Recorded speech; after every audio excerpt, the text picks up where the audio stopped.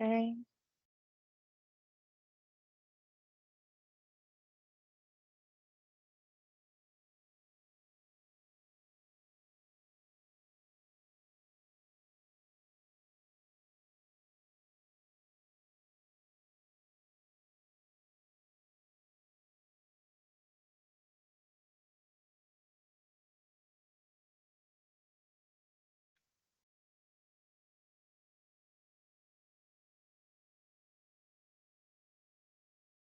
Hi everyone. We'll just wait a minute just so everybody's joining. I can see that people are joining us online, so we'll just wait 1 minute so everybody is allowed access.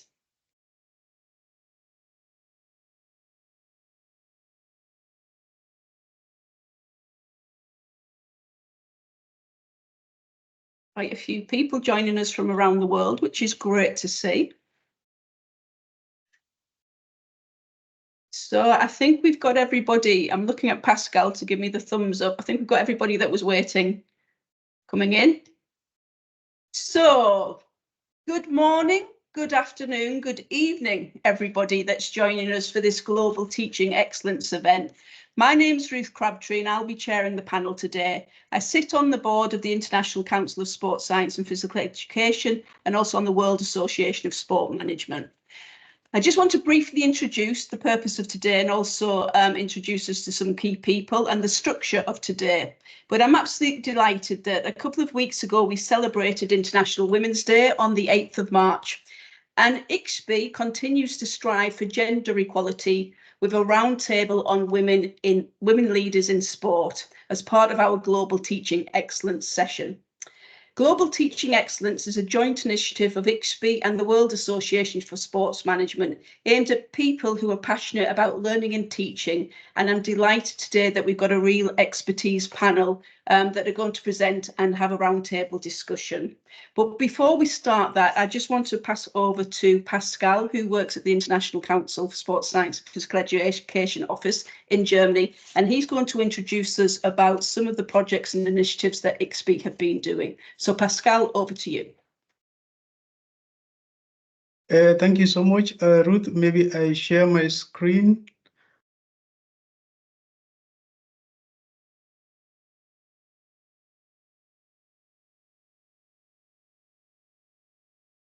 Okay. Now I'm not seeing you, so maybe you're seeing my screen now.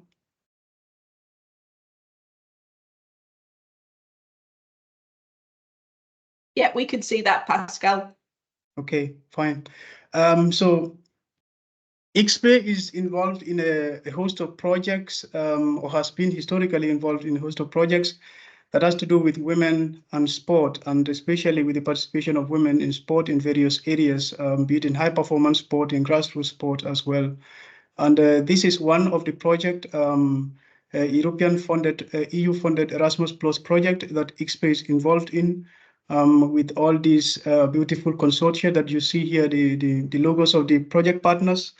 And it has been 2 years already that we have been working on this project, and it has been really great. So what we intend to do now is to share with you a few of the findings that we had, because ICSPE was responsible for work package 2, which was literature review, and then we conducted a survey and focus group discussions with women on how to increase participation of women in sport. So basically, that's the objective of the whole project was to identify possible factors that were involved in the gender gap, mainly of athletes in European sport federations, and that was the main, more or less, the framework that we used to identify the constraints and facilitators that enhances women's participation in sport, or that inhibit women's participation in sport in various levels, including leadership that we will be talking about today as well. So we are just trying to bring in some of the results that we got from the 3 activities that we did, that is the literature review, the survey, and the focus group discussion. So in the literature review, we find that there are still symbolic violence against women, which are mainly reproduced through the languages of men, most especially in the sport organizations and in different areas of sport. We also find that there is a similar, also in the survey that we conducted, a similar finding, which also explains that the more women stays in sport, the more experience they have in their different areas of their sport, the more also they experience these interpersonal constraints of symbolic violence, which we find out in the literature review. Also, in the focus group discussion, we also find that this symbolic violence that women experience of being in sport also perpetuated by different actors or stakeholders within the sport system, like the public, as we highlighted them here in green, or sometimes also with their fellow athletes who are male athletes, and sometimes also with the coaches who coaches some of these women, or who are also working with them if it is at an organizational level.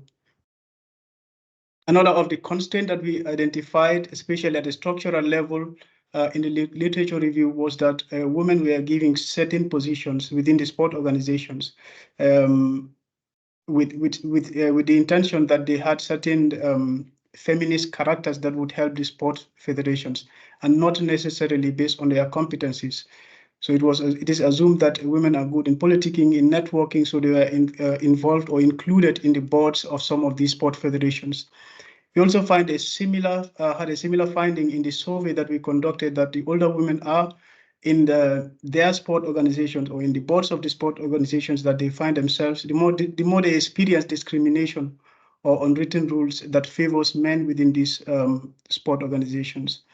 And then we also find, as you would see, that this is a direct quote from the focus group discussion, where one of the participants explained that they were included in the board, not necessarily because they were competent, but because the federation sees that including women would get them sort of seen qualified as having women in their boards, and then they will be able to get the required funding required by the authorities. Talking about the constraints, then they are also facilitators, things also that helps women or has motivated women or has kept those that are in especially strategic positions in their sports until now. So one of the facilitators we find as at an interpersonal level are the roles of the network, especially that women have, their teachers, the role models, women, influential women within their network, women coaches, women referees, and other women in the boards as well, also help motivate women to aspire for higher positions and also to maintain them in those positions as well.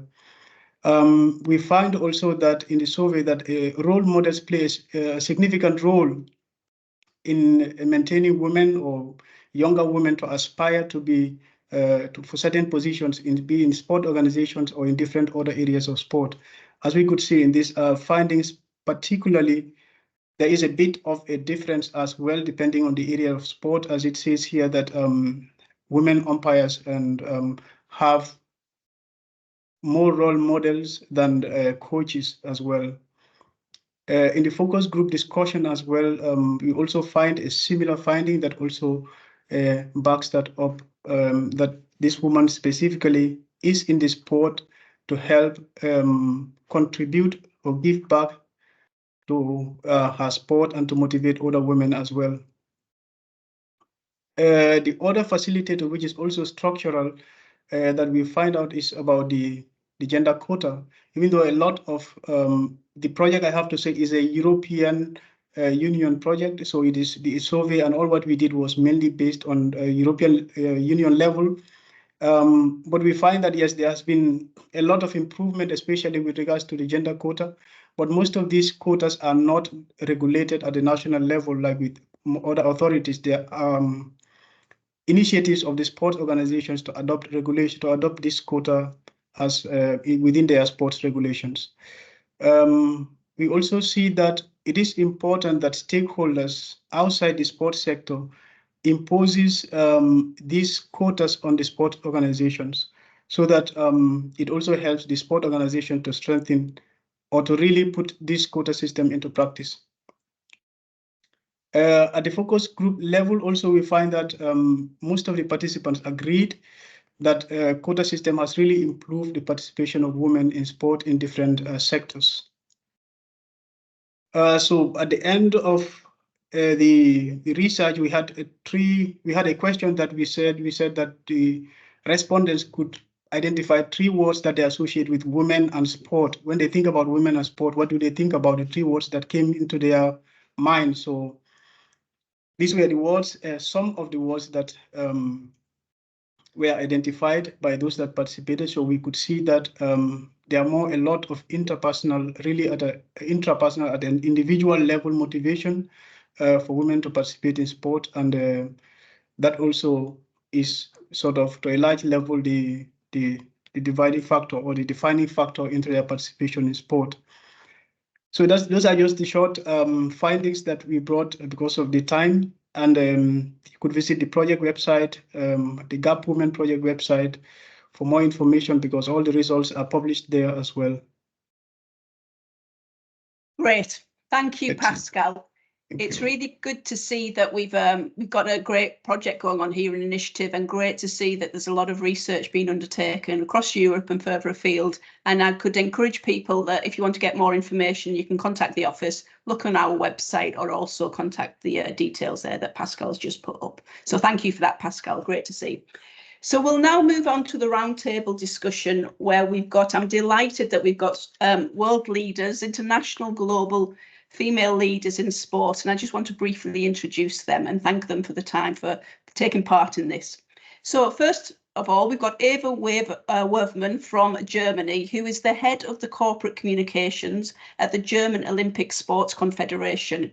She's over 15 years experience in the field of sport and communication, having previously worked at the International Paralympic Committee and the German Triathlon Federation. During her time at the German Triathlon Federation, she's been part of the Media and Marketing Commission of the European Triathlon Federation and the Women's Committee of World Triathlon. Her passion for sport and the Olympic and Paralympic Games has had a major influence on her professional career. So thank you, Eva. Next, move on to Usha Esnair, who is from India and is currently serving as the Vice Chancellor at the National Sports University in Impala, India. She serves on the Development Committee of the International Council of Sports Science and Physical Education, and she also took on the role of the Secretary at the International Society of Comparative Physical Education and Sports, showcasing her deep commitment to the field. Usha's dedication extended to her appointment as the co-opted member of the International Association of Physical Education and Sport for Girls and Women, and her significant impact on physical education is exemplified by her coordination of PE and community coaching programmes initiated by the Ministry of Youth Affairs and Sports in the Government of India, which has positively impacted about 25,000 female PE teachers. Usha, great to have you here. And we also have Helen Mann from the UK, who is a senior lecturer at Sheffield Hallam University and has over 22 years experience of working within higher education.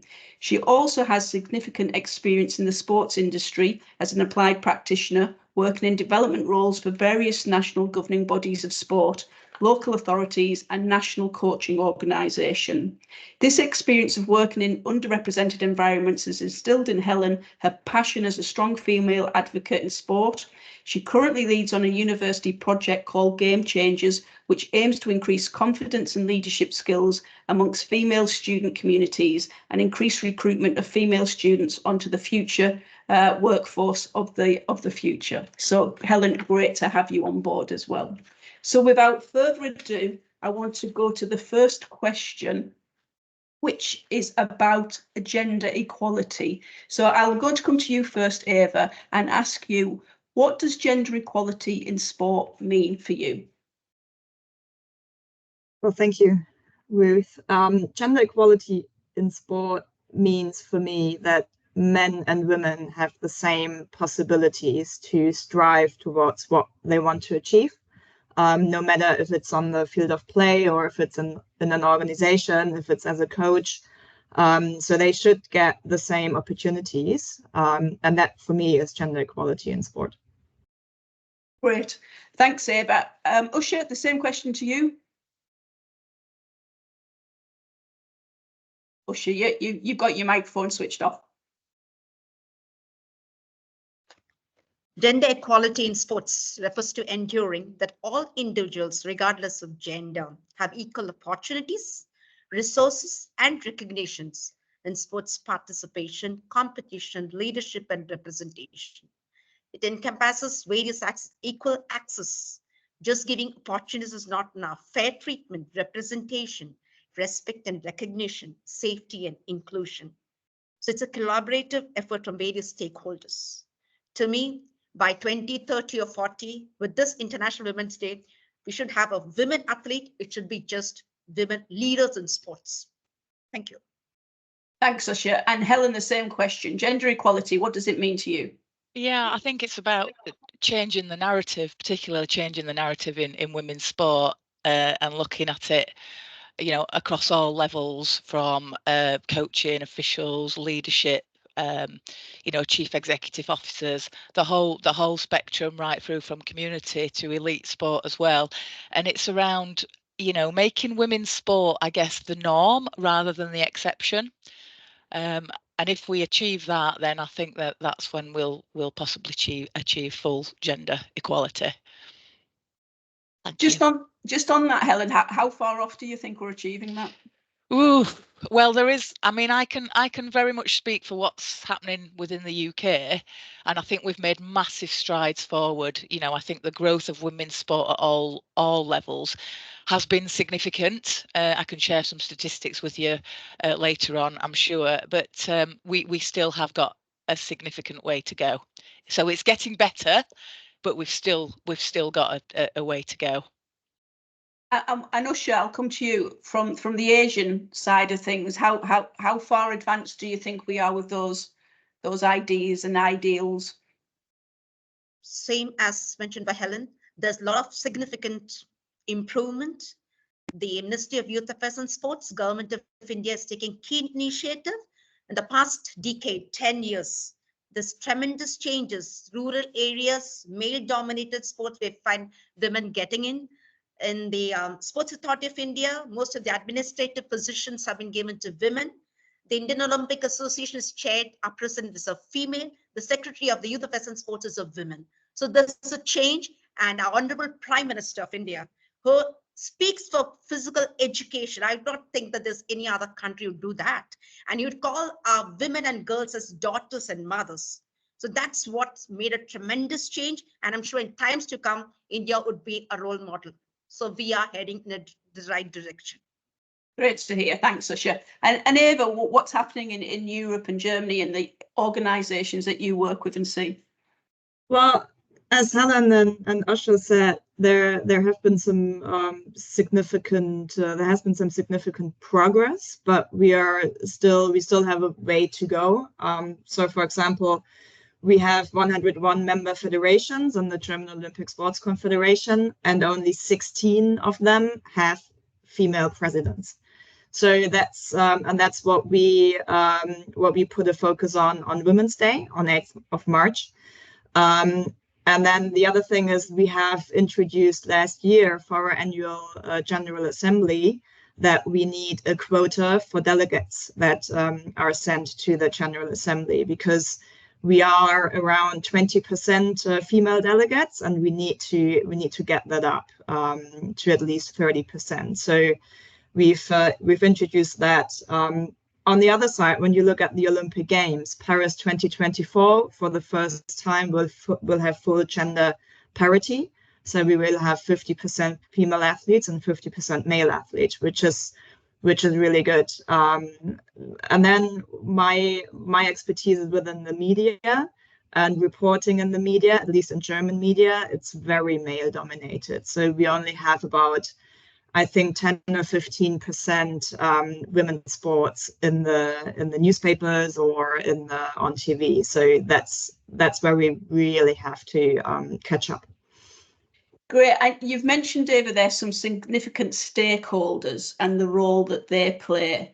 And there's advancements, but we're not quite there yet. So just while we're on you, Eva, what do you think individuals or society can do to help reform gender roles in sports organisations? And you've mentioned a couple of organisations there, but we've got people from education and everything. So how can we? You've mentioned a few ideas, but how can we help further that? I think having role models really helps. So role models that tell the story, you know, and show female girls and women how to get there, and that it's possible, that they can believe in themselves to really get there. And then mentorship programs, I think, could also play a really important role. Thanks, Ava. I'm going to come to Usha next. And what do you think? What roles do we have to play in organisations to help further this? Initially, I feel it's promoting diversity. We could, individuals can advocate diversity in sports leadership by actively supporting and promoting appointment of women and individuals from underrepresented groups. This is what we have been doing, going into the rural areas, getting those from under, so that actually that can be catchy. Education awareness is something which we could, the leadership, the roles in sports leadership, by raising awareness about importance of diversity, gender equality in sports governance, because at the school level we have a she, like there's something in Kerala we call, it's only for the women and the girls that they come in, but the she leaders who come in, they call it as that. Then, as rightly pointed, mentoring, but besides that, networking and creating policies, because I feel it's no one to be left out, getting it everyone together. Then we could say, yes, we've achieved. Just by a group, I don't think. And amplifying voices, because I find that's the thing. And right now we thought of starting a podcast series where we could amplify. I think if you can bring in the voices, make them speak up, that can bring about a real change. And the biggest challenge, especially in India, is they don't speak up. So that's one. But I think we are trying to come up with a platform, and they're trying for changes. So pushing, and I think it might work. Thank you. Yeah, and you've highlighted it lovely there, Usha, and the fact that you have provided webinars for female PE teachers in India and got over 25,000 on those webinars going out live is a brilliant example of how you're doing that and changing that voice in India. So well done on that. Helen, the same question to you. Yeah, just picking up on Usha's point there, I think we have to continue to challenge. I think we have to continue to push. I think we have to continue to, you know, call out things when we feel that things are unequal and unfair. And when I say sort of challenge and call out, I don't necessarily just mean females or women or people who associate as women. I mean male allies as well. You know, we've had some fantastic examples of quite high profile male athletes like your Andy Murrays, or your, you know, Pep LaGuardiers, you know, when they're being interviewed on television and asked about, oh, you're going for the, when they were talking to Pep LaGuardia, the manager of Manchester City, oh, how does it fit? One of the male journalists said, how does it feel to be the first manager, is it, to win the domestic treble? And Pep LaGuardia actually said men's, because obviously the women had already done it, and that's just the impact actually that has beyond maybe necessarily a female is really significant. So yeah, continue to challenge, but in a constructive way, not a, you know, not an aggressive way. Great, thank you. And it kind of touches on what Ava was saying about the role that the media plays and the impact the media can have on that as well. So the three of you have touched on some of the barriers, some of the ideas about how we can advance women leadership in sport, but what are the fundamental barriers? And you've mentioned some of them, but I'd just like you to highlight and choose some of the fundamental barriers you think stop women becoming sports leaders on the international global environment. So Usha, I'll come to you first. Yeah, I feel initially the first one being limited access to resources. Giving opportunities different. I think besides opportunities, we need to give in access. And that's one which is lacking in terms of, here I bring in male and female, because we talk of, and even talk of cricket where India is doing so well, things are improving, but still there we find that in terms of funding, facilities, coaching, training programs, we do find that there is some sort of a discrimination or a difference. And the next is on gender bias. And we find a certain sport often which was felt was male dominated, but it's even the social norms, the cultural norms, especially India, a country like India where the cultural societal norms are such that even you'd find that the community and the society would not promote. So these female have to challenge, for example, wrestling or bringing to certain sport, which is a male dominated sport. But we have found in rural areas where these women who have become leaders, they have actually brought in medals for the country. And that particular village has turned out to be for wrestling for the women. So I think it's something which to change, where the mother wasn't wearing a typical kind of a dress, but it's because the daughter says, no, it's okay, you can do it. So I think these are kind of the challenges, but there are people we need, who break these barriers. And there also be safety concerns. That's another major issue, because a country like India, where you don't find everywhere maybe well-lit roads or facilities, and how safe it is, things are better. But I think much more is required, because if women feel that they're safe, girls feel they're safe, the parents would leave their daughters to sport. So at times there are constraints and challenges. Things are okay. I would not say everything is good, but these are one of the major challenges, especially in a country like India. Thanks, Usha. Eva, come to you next.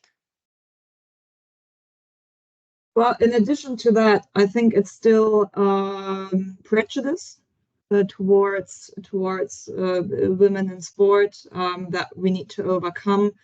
And in Germany, it's often the problem of combining the sports job and the family. So, for example, if you are a coach and you might have to travel abroad for weeks at a time, for males, this seems to be no problem at all. But for female, it's always the question, what you're going to do with the children. So that's especially in Germany, I think that's one of the biggest issues, and still also has to do with the prejudice, like traditional roles within the family. Great. You mentioned some interesting points there, and I know that, Helen, you've been working on projects that are looking at barriers in young females in particular. So do you just want to tell us what the barriers you think are stopping females? Before I actually talk a little bit about maybe what's happening in the Game Changers project, well, that's a higher education project to try and encourage more females. I'm sure we've all heard of the gender pay gap. Well, for me, it starts like much earlier than that. So there's also a gender play gap.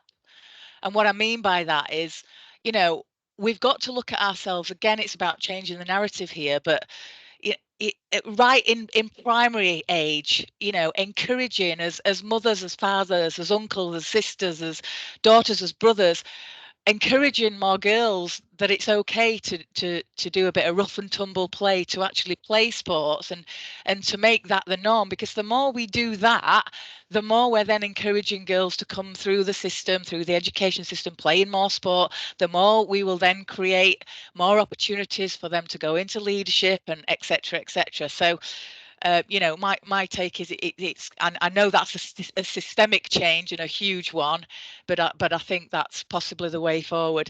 Within higher education, we have a project running called the Game Changers, and that is exactly about harnessing a group of women students and developing their confidence and their leadership skills.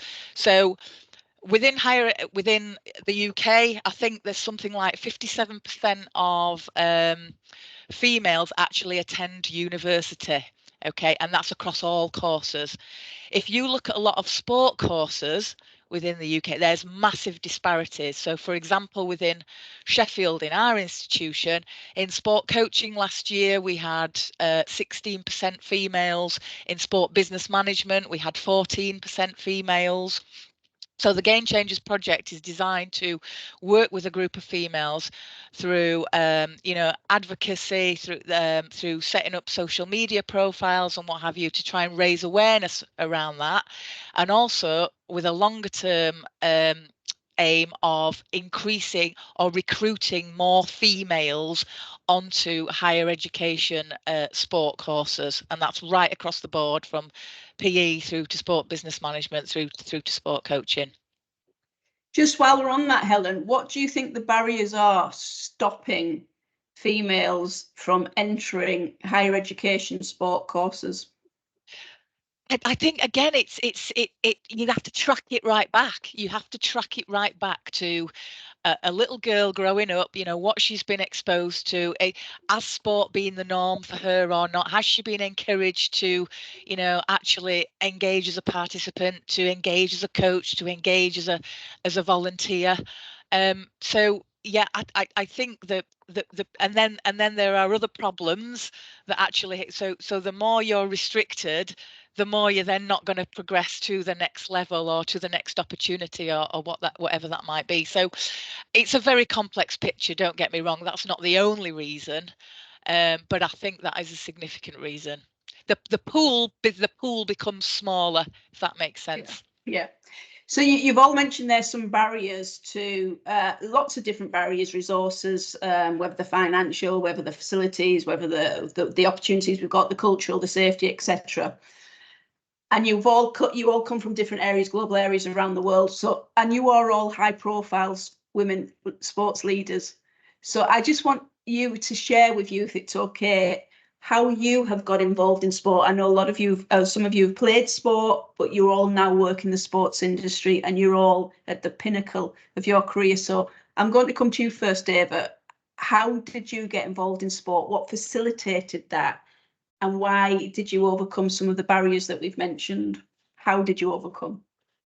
Well, I've started playing sport at a very young age. So when I started school, I went to different clubs. I played tennis, I did track and field, I played basketball, and I've always had a passion for sport, and I watched the Olympic Games on TV since a very young age, or football, and I was just always fascinated with it. So when I came towards the end of my school career, I knew I want to do something with sports.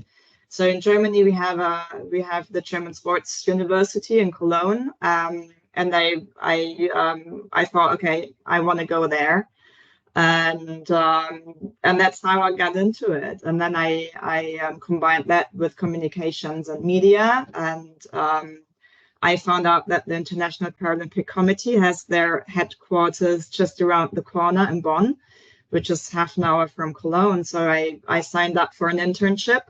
And that's how it all started. And then I stayed there for 10 years, and I had a wonderful mentor who brought me into the International Paralympic Committee, and that was really the start of it. And ever since then, I'm within the sports field, and I don't want to miss it. So you've had those opportunities that were there, and you, I'm guessing you were encouraged from an early age because you took part in sport, you had role models, you had a family that supported that and was able to support that. Am I right in that? So Usha, just coming to you, how did you get involved in sport, and how did you overcome maybe some of the barriers that you were challenged by?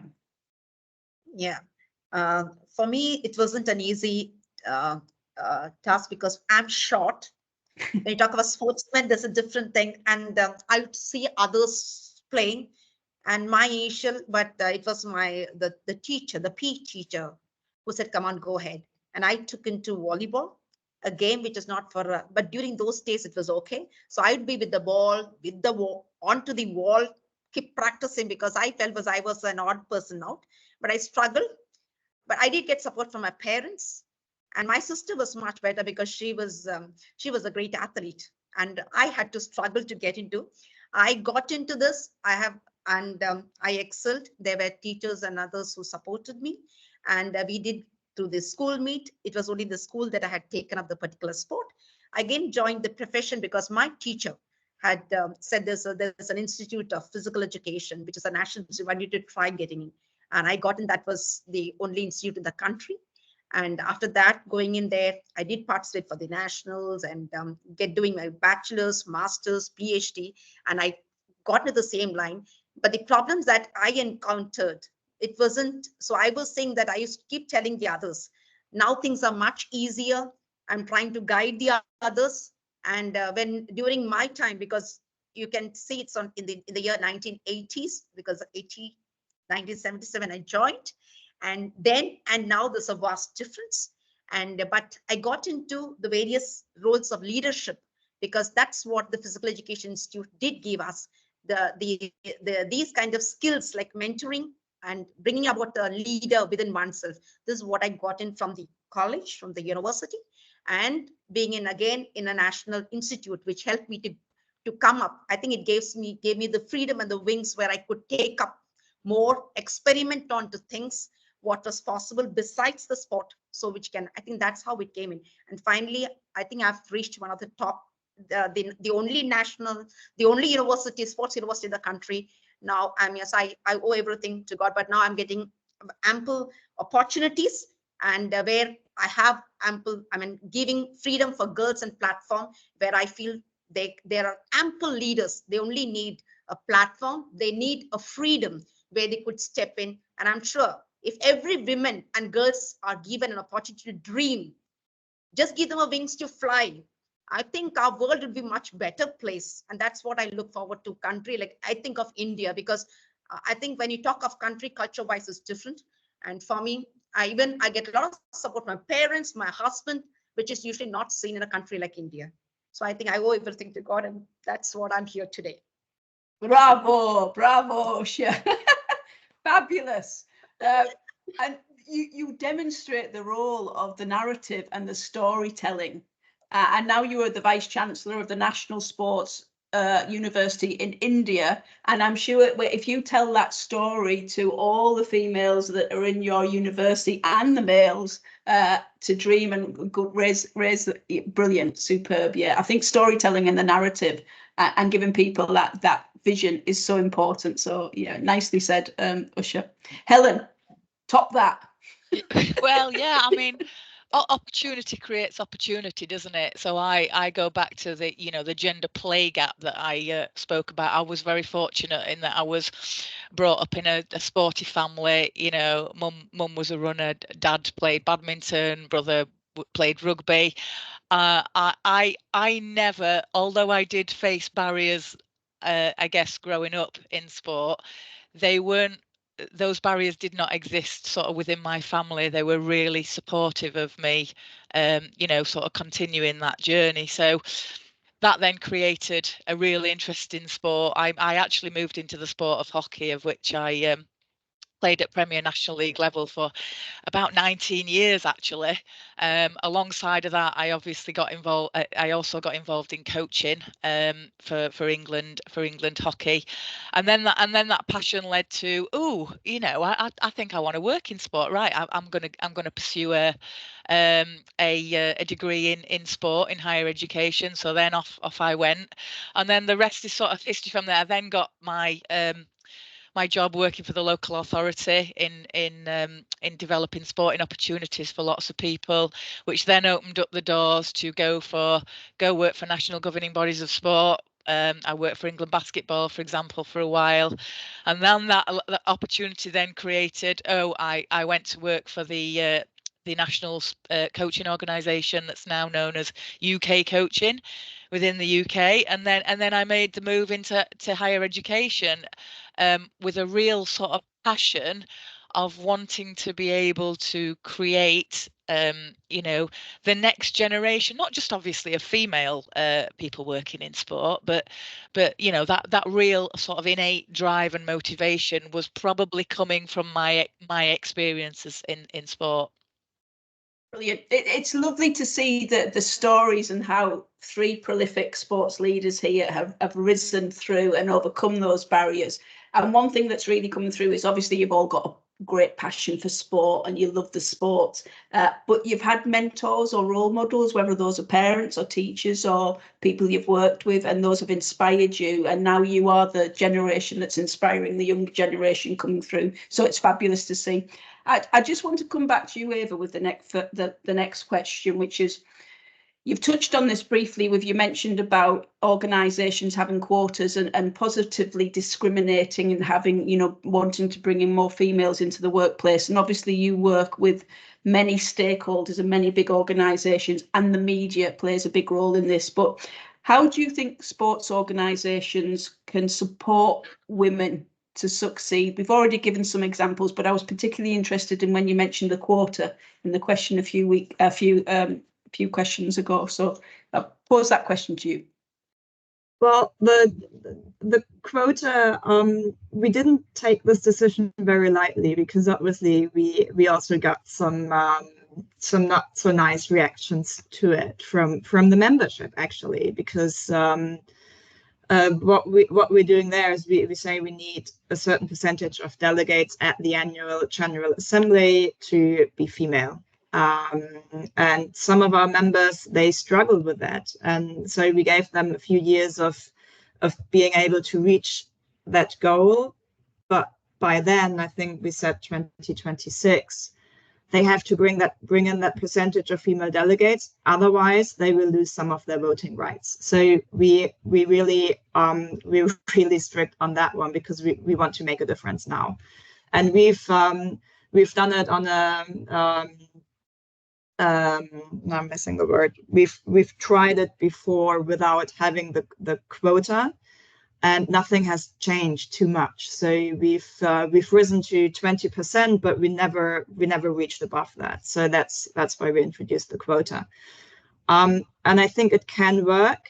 And we'll see. I mean, we will really see in a few years what we have achieved, because now the federations have to go out and find the women, because I believe they are there. They're just not brought up and not encouraged to engage themselves within the federation. And I think they're definitely there. So engaging them, promoting them, and encouraging them to do more and be more engaged within the federation, that I think we will achieve that now. And the other thing is, what we've done in our federation before is mentorship programs where female where athletes also who are looking for a job for after their athletic career, they have mentors and they have role models they can talk to and find out a way how to get involved.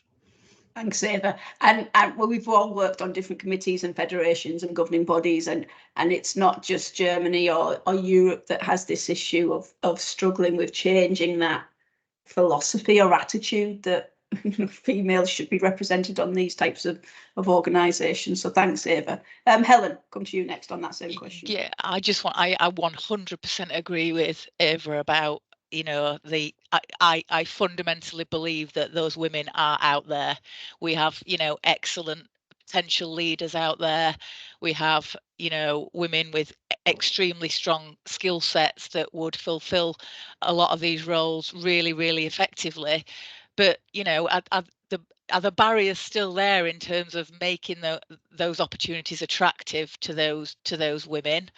It's back to the whole, you might have been familiar with the term, if you can't see it, you can't be it. So the less you see other women in, you know, leadership roles, the less you might potentially believe that you can do it yourself. So it is systemic again. I mean, it's quite interesting, Eva, talking about the quota there, because UK Sport did something similar with having a 30% quota on boards back in 2016, and they have actually achieved that. But sorry, not UK Sport, Sport England, they have actually achieved that through their Code for Sports Governance. But that's with organisations that are either financially influenced by, you know, the national driving body Sport England. If you look at other commercial clubs or whatever that are not necessarily reliant on that Sport England funding, you're looking at things like board positions of sitting around 8%.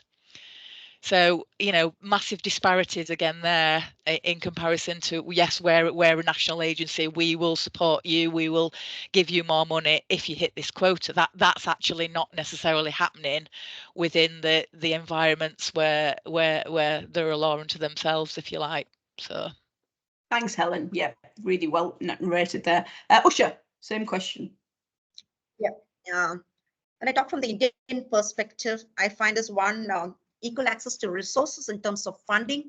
So now the ministry is coming with certain scholarships, certain funding projects on women.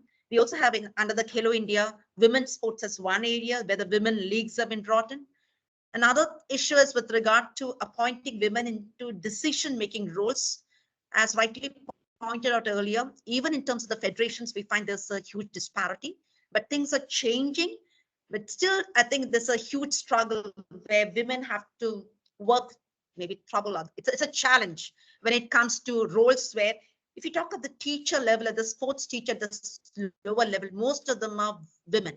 But as you go higher and higher into specialized talk of coaches, you are at a higher level of decision makers, you find it will be more of male. Things are changing, and also investing in skill building, mentorship, leadership program, and equal pay, as mentioned. Things are changing even in women. Like we often come up with cricket for men, women. Things have changed because we have to fight to get what the rights are. But for that, it's important that women speak up. I think in all these cases it was important, but they did. There are moves and things have changed. Another important thing is creating a safe environment. If you find that the girls, there are certain policies and protocols which the organization should come up with, where women have a freedom to work. The environment prevailing should be such that even she's respected, she's valued. And as also mentioned earlier, supporting work-life balance. For example, for female, if we can have a training, flexibility in the training schedule, because here, same is the case here, it's the mothers who have to take care of the children. It is the daughters who have to at times do the household chores. So in all this case, the maximum load comes onto women, and celebrating the achievement of women, which India is doing. And with that, these people, these women or these girls who have changed and brought in a change, their stories are the ones which are bringing up the next generation leaders, in which there are further Olympians which have been produced. So I think it's a great hit for those from the rural areas where you can't think where they didn't have any facility, where the parent had to struggle to bring up the children. In terms of economically, most of those who get into sport are from a lower financial strata. I'm talking of the Indian context. But in them, the daughters have made the father proud. I think that's a matter of concern. So that's how the future generation, where they can dream of being a sport. So that's how they knock onto the door. And these girls have been a change maker. So I find this, they are the real daughters of India. So hats off to all my daughters and my mothers and sisters who have made India proud. I'm making it for India. Thanks, Usha. And it's interesting to hear that the barriers are similar across the globe, but there's cultural solution. The cultural solutions are different. But I think one of the great successes of the webinars like this, where we have an international audience and international speakers, is we can learn from best practice about actually not one size fits all, but there's some really good examples about how we can overcome some of these barriers. So it's really good to hear these examples. Just for the people on the call, we're going to try and use the last 5 minutes to take any questions. So do type in the chat if you've got any questions just before we go to the last question. So the last question, and I'll come to, who shall I come to? I'll come to Eva first. Regardless of gender, Eva, what qualities do you see or have seen that the best leaders in sport possess? What are the top 3 qualities you can name, regardless of gender? For me, it's empathy. Not only being like analytical, but knowing what your also knowing what your employees feel and make them feel seen. I think it's honesty and it's humility. Those are my top 3. Perfect. Helen. Yeah, I definitely would agree with Eva's honesty as one of those qualities. I think it's all about relationships. You're dealing with people in the vast majority of cases. So, ensuring that you are nurturing, developing really positive relationships, and within that comes authenticity, comes honesty, comes integrity, and so on. The other one that I would add to that is, the the sort of growth mindset and the adaptability to change. We all know across the globe now that things are changing so exponentially quickly now that, you know, we can't sit on and indeed leaders can't sit on their laurels and not change with things and not be proactive. So I guess it's the open to learning and the willing to change as well. You only had 3, but you've given me about 12 there. Have I? Well, there, you can have 12. Thanks, Helen. And Usha, what do you think? Yeah. Vision and strategic thinking, effective communication, inspiring leadership, resilience, adaptability, as rightly pointed out, emotional intelligence, decision making, accountability, integrity, collaboration, team building. I think all has been mentioned. If we put it together, I think that's what the best leaders in sports possess. Thanks. And Usha, I'm glad you said resilience there, because we've mentioned lots of barriers, and we've mentioned that we may be minoritized in where we sit, in whichever country we sit in. And I do think resilience is such an important trait that anybody should have in life. And you know that the younger population have so many social issues and challenges, but do you think as a society we teach resilience well? Anybody jump in?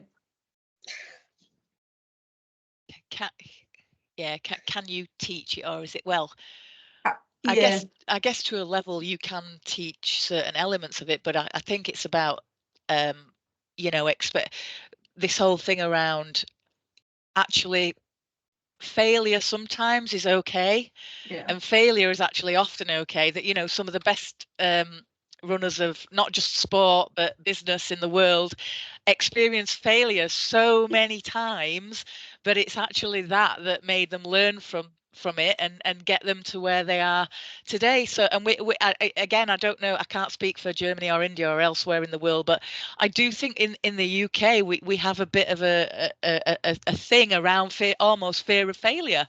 It's okay, it's healthy, it's part of the journey. Eva, or should you want to add anything to that? I can totally. I'm sorry.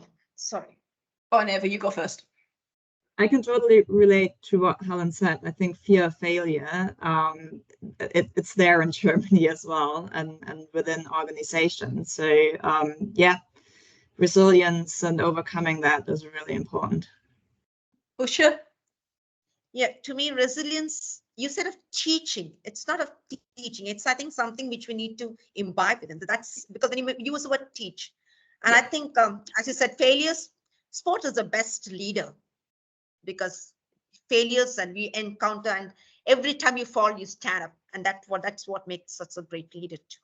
Yeah. So I think our field is great, a great profession.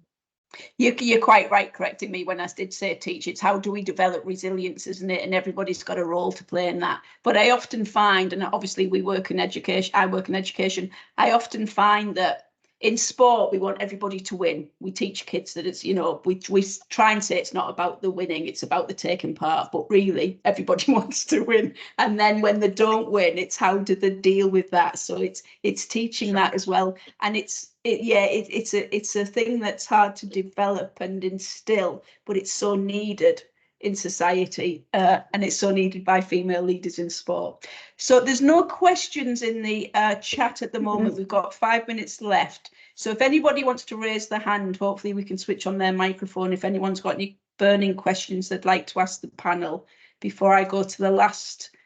Yeah, we've got somebody here. Can we switch on the microphone for Lucrezia? Barbara, can you switch Lucrezia's microphone on? Is that possible? Lucrezia, hello. Hi. Yes, go ahead. Go ahead. I had no opportunity to write in the chat. It was somehow frozen, but okay. My question was just to know what is for you the most important soft skills for a woman to work in sport environment. Thank you. Thanks, Lucrezia. So we kind of mentioned some of the soft skills. You mentioned empathy, honesty, humility, relationships, integrity. Is there any other soft skills you think are missing from the list that you've already named? Anybody? I think Usha mentioned one, which was, emotional intelligence. Emotional intelligence is a big one. Obviously, being very aware of ourselves and managing our emotions, but also being aware of other people's. It's a tricky one, isn't it? Because as females, as women, we tend to be branded as quite good at the soft skills, actually. And sometimes when we step outside of the soft skills, we're often seen as maybe aggressive or too assertive, or whatever that might be. So yeah, it's a good question. It's a good question. Soft skills are obviously incredibly important in terms of success, I think. And for me, it's also resilience that you mentioned before, Ruth. It's I think we need that a lot. Yeah. And I think Usha rattled off about 12 different types of soft skills that are so important. And I see in the three people in front of me that we thought they possess those skills, and maybe that's why they've got to the top of the tree, and the other female leaders in their organisations. Thanks, Lucrezia, for that question. The next person I've got up is number 2, which unfortunately I've only got Waj titled. So Waj, do you want to come and ask your question? Yes, thank you very much. So my question is related to the women being included in federations and how there are not enough women. And it comes from my experience, where I want to ask, how can the women, myself being included, who are not part of the federation for reasons that are related to power and maintaining in power by those who are in the federations themselves, get their voices heard by international federations who shunt us down because they think we're not part of the system, but we try to be part of the system and we don't know how to do that. And so how do we get that officiality or be heard and respected, even though we're not being are able to be part of a local federation just because we are being shunned and for reasons that politics, corruption, and other stuff. And thanks, Waj. Thanks, Waj. I'm going to take that question. We've only got a few minutes left. It's interesting you're the first person within an hour to mention the word power, even though we've alluded to it. But I'm going to ask Eva, can you answer that question that Waj has just presented? It's a difficult one because I am working within a federation, and I know that in the sports structure internationally and nationally is very strict or not very flexible. So I can't really give you an answer on that. Honestly, I'm sorry. I think I'm just going to jump in, Helen, because there's a few more people with questions, and we've only got 2 minutes left. I do think power is a good word, and we do see power in all the organisations that we come across. Resilience, but also using the skills, and not just the soft skills that we've mentioned, but using your expertise to get onto those federations and be proactive and keep doing that. I've worked on a number of federations, and I've worked on federations where I've been the only female, but keep that your framework and what you want to achieve, and do not lose sight of that, would be my advice. 2 more questions and then we're going to wrap it up. So I've got a question from Maria. Please, Maria Donald.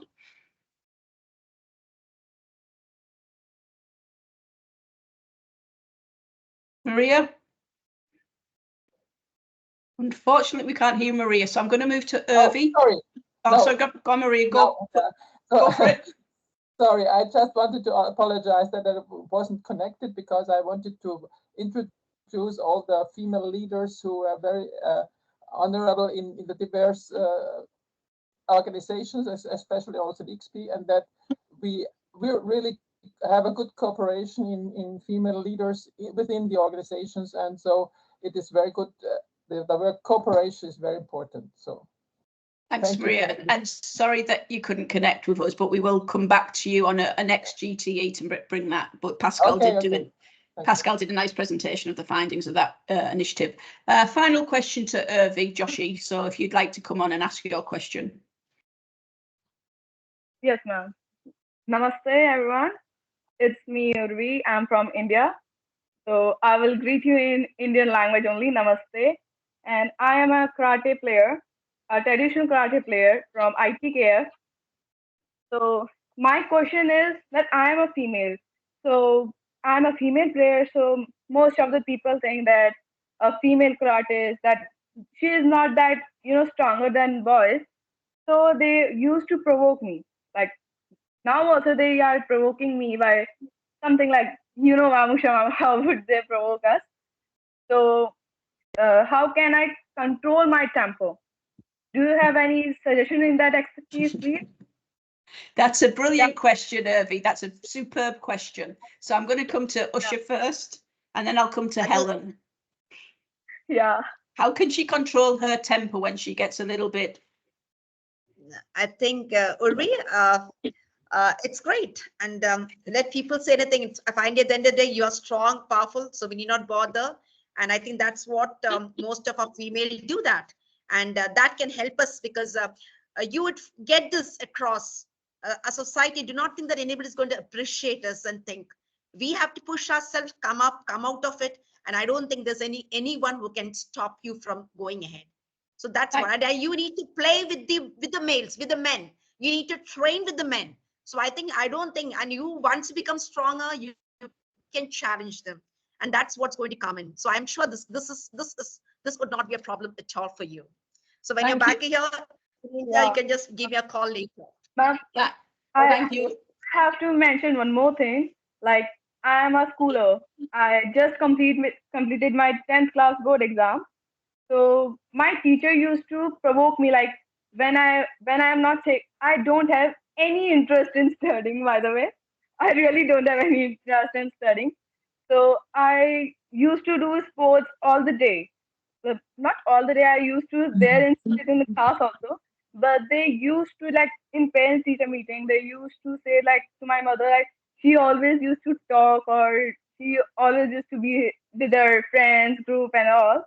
But they used to say that you don't study, you don't have to do that, you just focus on study, just leave sports and all those things. So one Thank time you. I'm going to just jump in here, Irvi. Thank you thanks for your question, and I'm going to try and pause your question and what you've raised just with one last sentence from each of our panelists, just to inspire you, and that temper that you say you have. I wouldn't say it's temper, I'd say it's passion and power to work in the sports industry. So I'm just going to come around the panel with one closing sentence for all the people that are listening. What is the one sentence you would state to inspire our female leaders of now and the future? So I'm going to come to Usha first.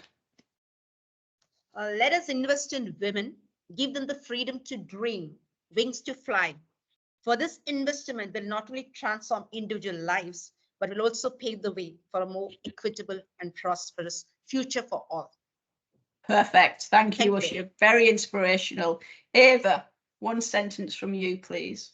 Well, don't hold back on anything. Don't hold back your passion. Don't control your temper. The more you try to control it, the less control you will have over it. So don't hold back, empower, be empowered. And also I want to encourage everyone, every woman within sport to, strive towards your goals. Perfect. Thank you, Eva. And Helen, one last sentence from you, please. Stand up for yourself, stand up for yourself, stand up for every single female that's around you, stand up for what you believe in. Sometimes do it in a, not necessarily an aggressive way, but a proactive, assertive way. And let's continue to celebrate the stuff that we're doing well. We are doing some really great work across the globe. Let's continue to celebrate that and share that as well. Thank you. Nicely said, and that draws us nicely to the end of this session. I think it's been really thought-provoking. I think it's been great to have an open discussion and learn from examples around the world. But I think it's brilliant to hear the news and the celebration and the good news that we are progressing and we are making big steps. And although we got more to go, watch this space because we're doing great things. And I'd firstly like to thank our panelists, Ava, Usher and Helen, who have joined us today. International sports leaders, female sports leaders at the top of their institution and inspiring the world and inspiring the next generation. So thank you very much for taking the time out and joining us today. And I'd also like to thank the ICSPE office, particularly Patrick, Pascal and Barbara for helping coordinate this. I hope you've enjoyed today's Global Teaching Excellence. If you want to re-listen to this, we will be posting it up live on our website. So do join in if you want to listen back to that. And thank you to our audience for taking the time out today. I hope you've all enjoyed it. Stay safe, keep inspiring the next generation and keep doing great work. Thanks very much on behalf of me and ICSPE and also the WASM. Thank you and bye-bye. Thank you very much. Bye. Thank you, Ruth. Great job. Thank you. Bye. Thanks, Yeah, team. Helen and Ruffin. Yeah, Helen, Thanks. nice meeting you too. Thanks, Usher. Thank you. Thank you. Take care. Okay, bye. Bye, Usher. See you later. Bye.